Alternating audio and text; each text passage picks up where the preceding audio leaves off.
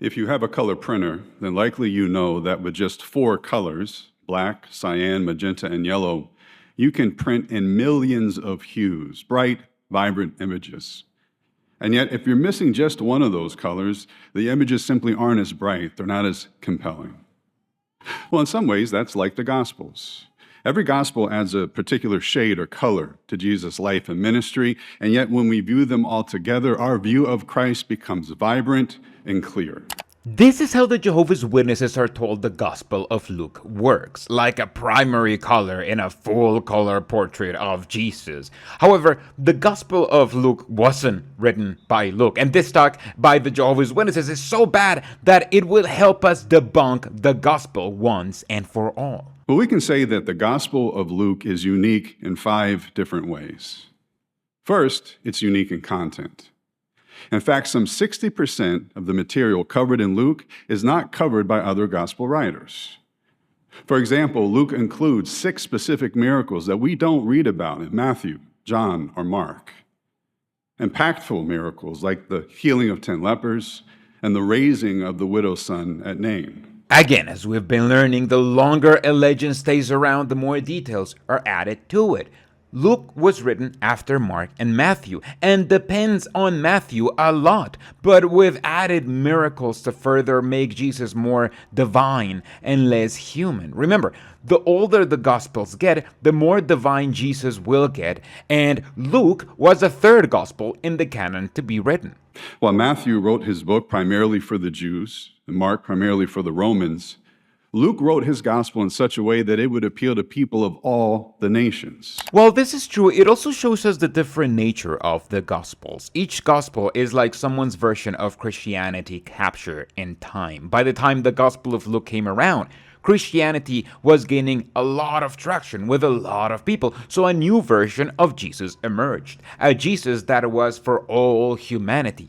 And that's the Jesus we read in the Gospel of Luke. It's just crazy to me that we had to wait until the 3rd Gospel to get a Gospel written for everyone. Why couldn't Christianity simply stay with the Romans and follow along their empire? And in keeping this broader audience in mind, Luke traces Jesus' genealogy back all the way to the forefather of all mankind, Adam, and not just to Abraham, like Matthew does. Yes, and as we already explained, it even directly contradicts Matthew's genealogy in several spots. After all, Jesus was either a descendant of Solomon or of his brother Nathan. He can't be a descendant of both. But obviously, Jehovah's Witnesses get lied by omission and are told that the main difference is that Luke traced Jesus all the way back to the first human ever, which is an insane and impossible feat. You mean to tell me that even in the biblical narrative, the Israelites get captured into slavery,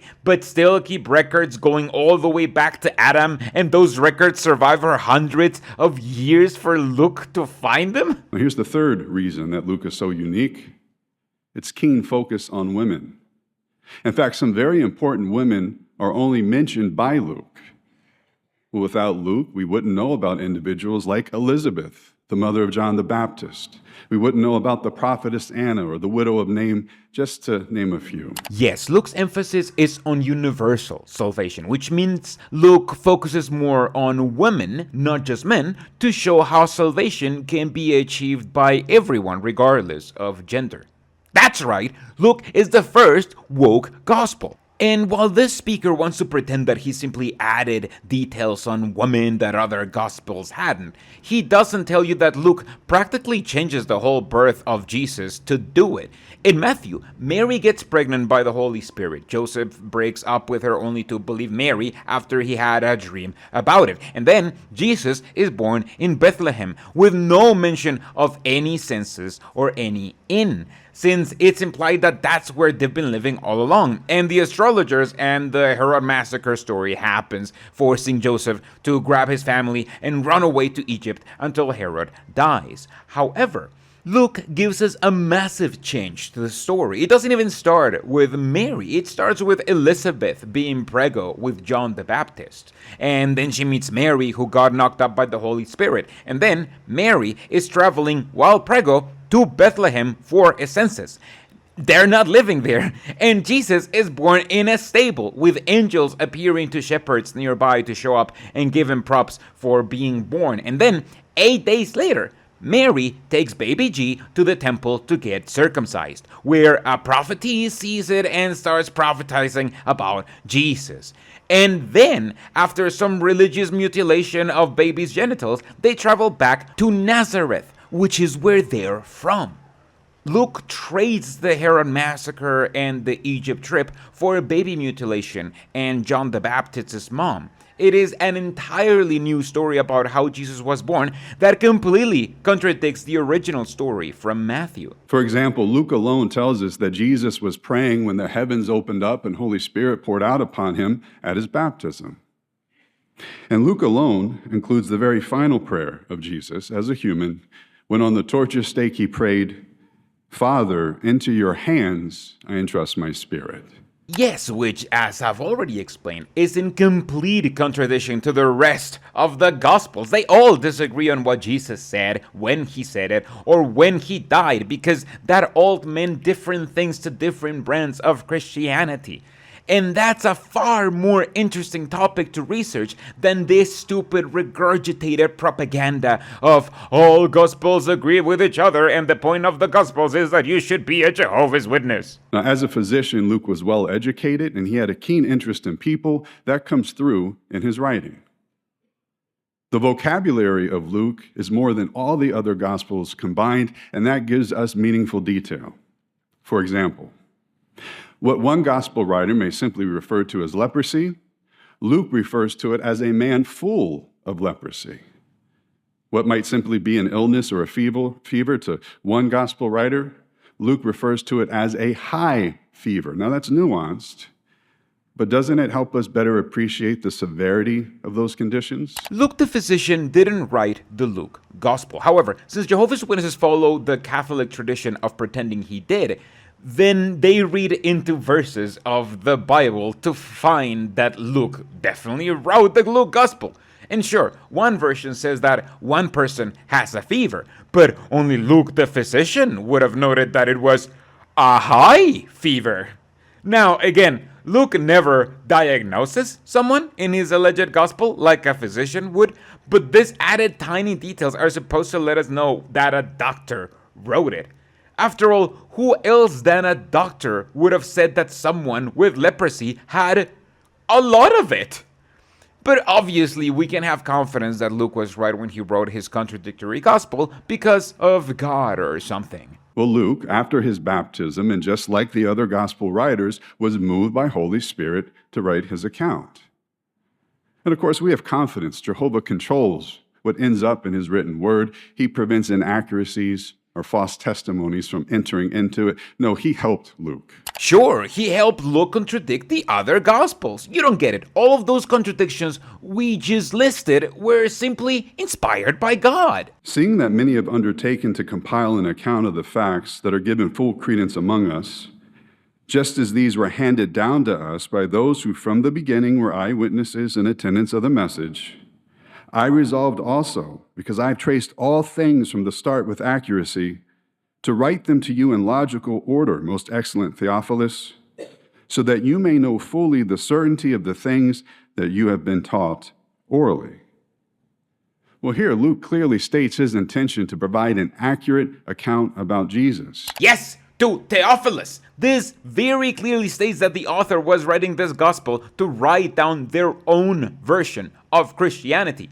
And he clearly states that this gospel is for Theophilus, not for us, and definitely not for Jehovah's Witnesses. At the beginning of chapter 3, Luke records a list of officials in authority when John the Baptist began to preach. Tiberius Caesar, Pontius Pilate, Herod, Philip, Lysanias, as well as Annas and Caiaphas, 7 in total. Now, Luke's gospel, as stated at its outset, is fact, not fiction. So there should be historical evidence of these officials and of when they ruled. So what does history say? Tiberius Caesar, second emperor of Rome, well attested to in literature and archaeology, as we would expect. Next, Herod Antipas, son of Herod the Great and district ruler of Galilee. Among other evidence, inscriptions bearing his name, as well as coins he commissioned, have been found. The fact that Luke mentions real people and real places doesn't mean this gospel or even Jesus are factual. Spider-Man comic books reference New York all of the time, and even Obama that one time. But that doesn't prove that Spider-Man is real. Let's skip to the last gospel. When compared to the other three, John's gospel is unique in a number of ways. Let's just mention three. First of all, it was written 30 years after the other gospel works were already circulating. Another way is that 90% of this account is only contained in John's gospel. In our study edition of the Bible, in the introduction, we learn that John's gospel alone discusses Jesus' pre-human existence. 6 miracles are unique to John's account, including Jesus' first miracle of turning water into wine and his last miracle, after his being resurrected, of the huge catch of fish. I still can't get used to the beers. As the last gospel, this is the gospel that portrays Jesus as the most divine, directly calling him God right in the opening. All of the humanity has been removed and has instead been replaced with divinity. The Jesus of John is the most divine, a miracle worker, and in unison with God, his direct Father.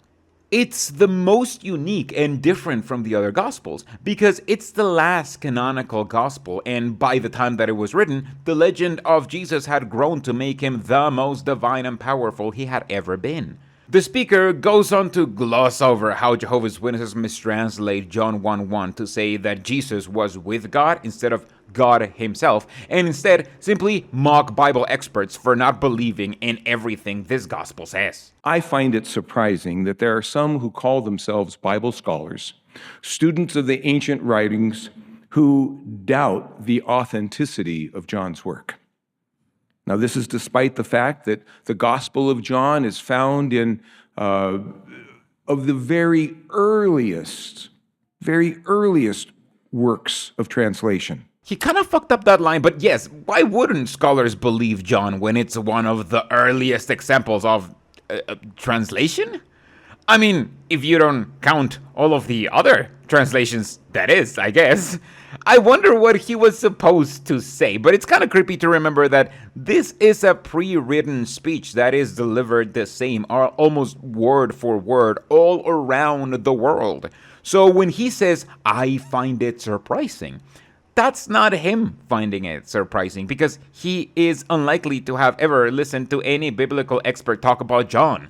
That was just what he was supposed to say. Between John 7:53 and 8:11, some ancient manuscripts include an account about Jesus sparing an immoral woman. Others do not. So does this account belong in the inspired record penned by John? Or did someone else take it upon themselves to add it later? What do the earliest witnesses say? Codex Bezae from the 5th century includes the account, but Codex Ephraemi and Codex Alexandrinus are both missing this page of John completely. Yet, careful measurement by scholars indicates that these codices would not have had enough space on the missing pages to include the account. The earliest and most authoritative manuscripts, Codex Sinaiticus and Codex Vaticanus, do not include this passage. What about the earlier fragments, P66 and P75? Although the pages of chapter 7 and chapter 8 survive, they bear no trace of the account at all. So the verdict is clear.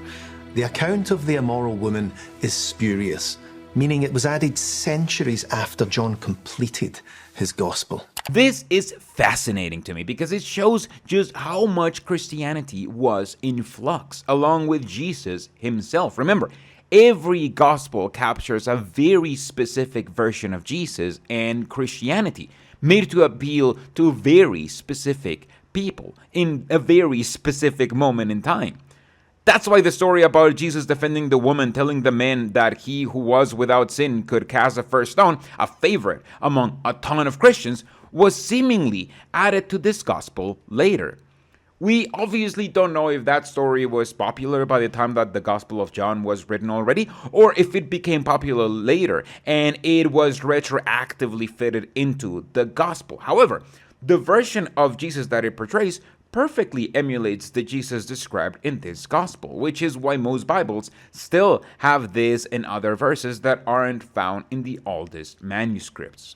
Jehovah's Witnesses, however, are so ignorant and fundamentalist that they simply refuse to add any other fragments to this gospel in their version of the Bible, while, of course, adding their own wording right on the beginning of it. Now, it seems clear that the further back in time we travel, the closer we get to the original words of truth. But there is one more stop that we do not want to miss. So we've come to the John Rylands Library in Manchester, known locally as the Cathedral of Books.